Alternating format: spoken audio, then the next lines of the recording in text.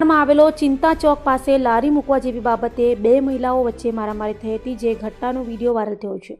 તો વાયરલ વિડીયોમાં છોડાવનારને પણ કેટલાક લોકોએ મેથી પાક આપ્યો હતો. હાલ આ મામલે પોલીસે તપાસ હાથ ધરી છે. સુરતના ડિંડોલી વિસ્તારમાં આવેલ ચિંતા ચોક પાસે લારી મૂકવાને લઈ બે મહિલાઓ વચ્ચે મારામારી થઈ હતી.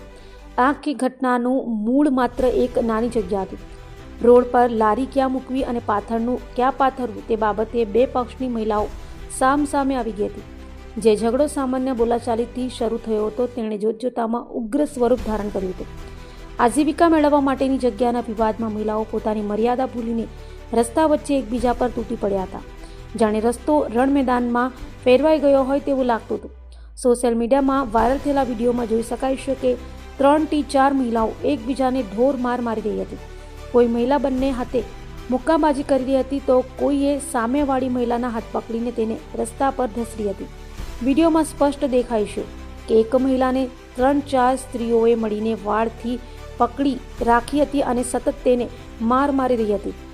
આ દ્રશ્ય જોઈને ત્યાં હાજર લોકો પણ અવાક રહી ગયા હતા. તો છોડાવવા વચ્ચે પડેલા એક યુવાનને કેટલાક લોકોએ મેથી પાક આપ્યો હોવાનું પણ વિડીયોમાં કેદ થયું હતું. હાલ તો આ મામલે ડિંડોલી પોલીસે તપાસ હાથ ધરી છે.